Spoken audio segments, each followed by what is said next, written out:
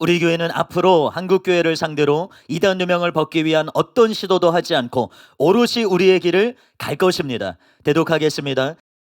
얼마 전 한기총회장과 사무총장이 어처구니 없게도 이미 10여 년 전 한기총에서 8개월간 조사하여 이단이 아니라는 결정이 났고, 수년 전에도 한기총 이대위에서 통합을 비롯한 교단들이 거짓으로 음해한 것이지 이단이 아니라는 결정을 내림으로써 한기총 회원이 된 우리 교회를 이대위에 또다시 회부하고 이를 해결해 주겠다며 돈을 요구했습니다. 저는 그것을 모두 녹음했고 유튜브에 공개했습니다. 처음에 저는 상대가 불의하고 악하지만 굳이 고소까지 할 마음은 없었습니다. 그런데 한기총 소속의 한 총회장님이 편지를 보내주셔서 진성호 목사님이 가서 만나보았는데, 이것은 반드시 고소해야 하고 직무정지를 시켜야 한다, 그것만이 답이다 라고 하셨고, 그 말이 공감이 되어 그렇게 하려고 마음 먹었습니다.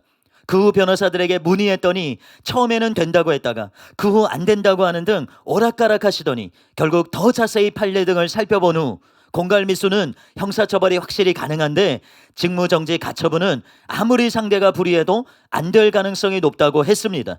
그래서 그렇다면 굳이 개인을 공격하는 것이 우리 목적이 아니기 때문에 아예 고소를 하지 않기로 했습니다. 저는 내려놓았습니다. 지금까지 뻔뻔하게 버티고 있는 한기총 회장과 사무총장을 보십시오. 이것이 정상입니까? 이 정도 비리가 드러났으면 썩은 정치인들도 물러납니다. 우리가 직무정지 신청을 하기 전에 스스로 부끄러워서 사과하고 내려와야 정상입니다. 그런데 목사르는 사람들이 버티고 있습니다. 이런 사람들에게 무엇을 더 기대하겠습니까? 또 언론들을 보십시오. 이 일이 터졌을 때 처음에는 연락을 해와 변 목사님 참 용감하시다, 자기들이 같은 편에 설 테니 기자회견도 하시자고 하던 기자들이 겨우 기사라고 쓴 것이 한기총 회장은 빼고 사무총장만 문제 삼는 꼬리 자르기였습니다.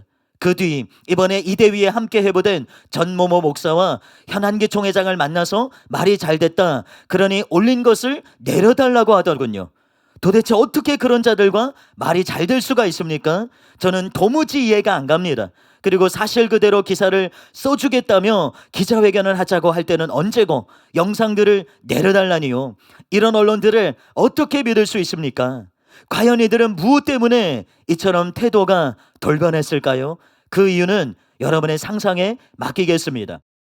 이외에는 이단 사냥꾼들이 만드는 교회와 신앙 기자가 삐딱한 기사를 하나 썼을 뿐 다른 곳들은 모두 잠잠합니다. 또 어떤 유튜버 목사는 제가 그들의 속내를 드러내기 위해 회의 운운한 것을 마치 타협할 마음이 있었던 것처럼 인터넷에서 호도하고 있습니다. 제가 녹음 마지막에 사람들이 오해할까봐 일부러 떠보기 위해 말을 했다고 녹음한 것까지 공개했는데도 그 짓거리를 하고 있습니다.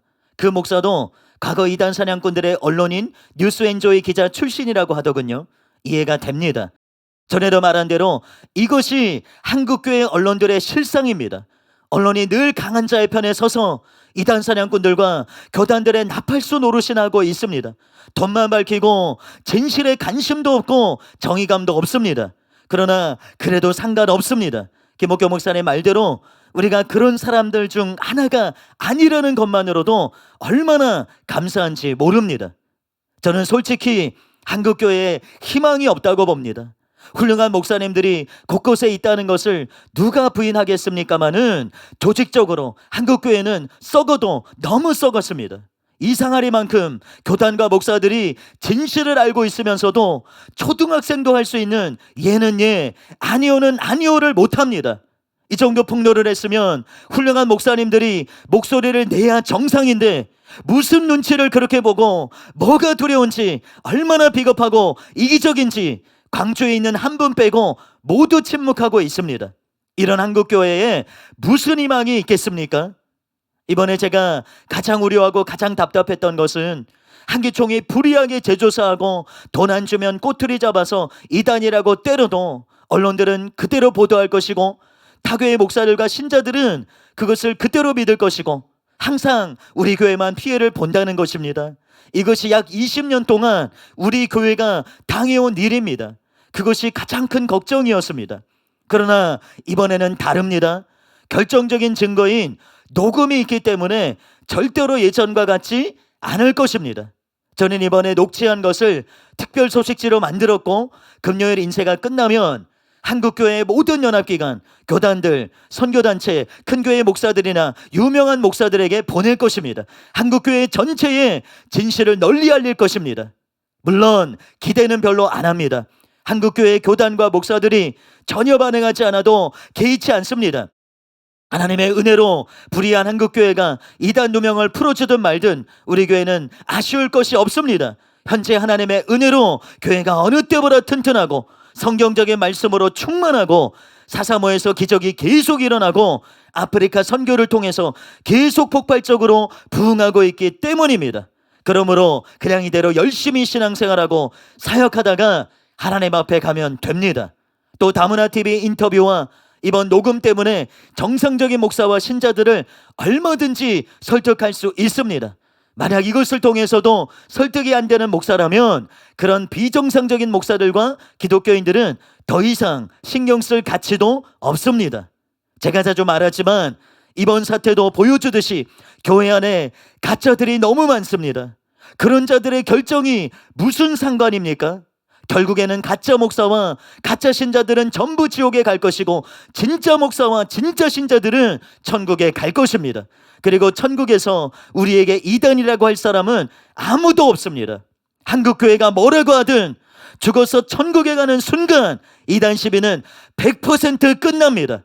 천국에서는 전 세계의 모든 참 성도들이 우리가 이단이 아니라 참된 그리스도의 몸이었고 하나님 나라를 위해 힘썼다는 것을 알게 될 것이기 때문입니다.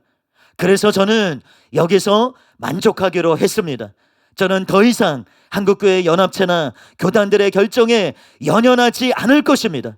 그리고 이단이 아니라는 결정을 받아내기 위한 어떤 노력도 하지 않을 것입니다.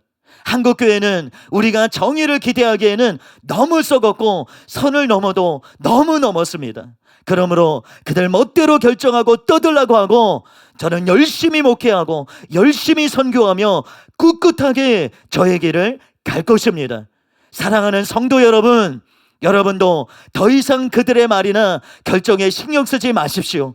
우리 함께 오직 하나님만 바라보고 더 열심히 신앙생활하고 더 열심히 목회하고 더 열심히 선교하다가 하나님 앞에 갑시다.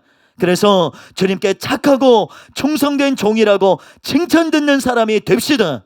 이것이 우리의 목표요, 우리가 나아가야 할 길입니다. 할렐루야.